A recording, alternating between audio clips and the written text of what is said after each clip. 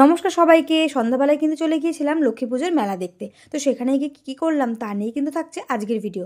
সন্ধ্যাবেলায় কিন্তু সবাই মিলে রেডি হয়ে নিয়েছিলাম আর তারপর কিন্তু বেরিয়ে পড়েছিলাম মেলার উদ্দেশ্যে।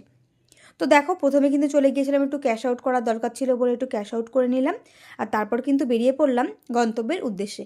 তো তোমরা অনেকেই হয়তো জানো বা অনেকে হয়তো জানো না যে পাটিকা বাড়িতে কিন্তু লক্ষ্মী পুজোর সময় মেলাটা থাকে। আর এই জায়গাটা কে কে চিনতে পারছো, আর দুর্গাপুজোর সময় কে কে এই মোজাফপুরে দুর্গা ঠাকুর দেখতে এসেছিলো অবশ্যই জানিও। তো দেখো প্যান্ডেলটা কিন্তু ওখানে ভাঙা চলছে, আমি একটু ভিডিও করে নিলাম আর তারপর কিন্তু আমরা প্রায় মেলার কাছে চলে এসেছি। কত সুন্দর লাইটিং দিয়ে সাজিয়েছে। তো এই মেলাটা কিন্তু গতকাল মানে লক্ষ্মী পুজোর দিন থেকে শুরু হয়েছিল আর 11 তারিখ অবধি থাকবে। মেলাটা কিন্তু খুব ভালো হয়। আমি কিন্তু গত বছরেও এসেছিলাম আর এই বছরেও এসেছি, তোমরা কিন্তু অবশ্যই আসতে পারো, মেলাটা কিন্তু খুব ভালো হয়েছে।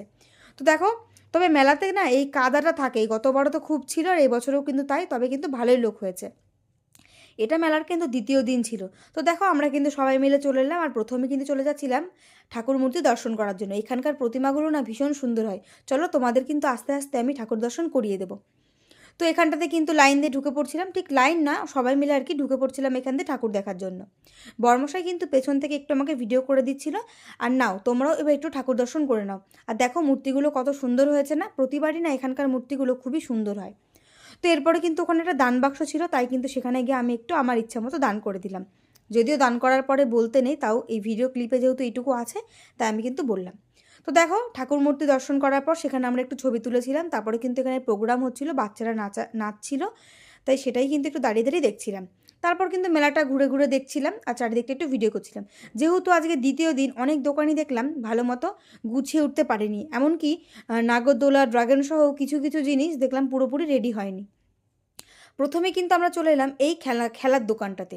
তো আমরা কিন্তু গেলে ওই বল খেলা বা এই রিং ছোড়া এই খেলাগুলো খেলি। আমি জানি এগুলোতে কোনো লাভ হয় না, খালি টাকা নষ্ট, তবুও বেশ ভালো লাগে। তো দেখো প্রথমে কিন্তু আমার শাশুড়িকে দেওয়া হয়েছিল, কিন্তু উনি একদমই পারেননি।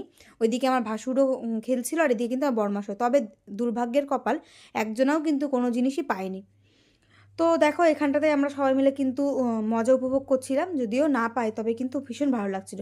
তারপর কিন্তু চলে গিয়েছিলাম আরও যেসব দোকানপাটগুলো বসেছিল সেগুলো একটু টুকটুক করে ঘুরছিলাম, দেখছিলাম। তারপর চলে এসেছিলাম এই সফট টয়েসের দোকানে। দেখো এই পুতুলটা কি সুন্দর লাগছে না, এটার নাম কি আমি যদিও বা জানি না, তবে ভীষণ ভালো লাগছিল। সফট টয়েস তো অবশ্যই ভালো লাগে। তারপর দেখছিলাম এই ক্লিপগুলো বেশ সুন্দর লাগছিল, তবে আমি কিন্তু এসব কিছুই নিইনি। এরপরে একটু দোকানপাট যেগুলো ছিল সেগুলো ঘুরছিলাম আর তারপর চলে গিয়েছিলাম এই একটা ব্যাগের দোকানে। ওখান থেকে জানো তো আমি আমার সোনার জন্য মানে আমার দিদির মেয়ের জন্য একটা ব্যাগও নিয়েছি। দেখো এই ব্যাগটা কেমন হয়েছে কিন্তু অবশ্যই জানিও। জানি ও অনেক ছোট, তবে কিন্তু ওর জন্য কিছু না নিলে আমার মনটা ভালো লাগে না। আর এই জিনিসটা কি, কে কি বলতে পারবে কেউ? এটা আমিই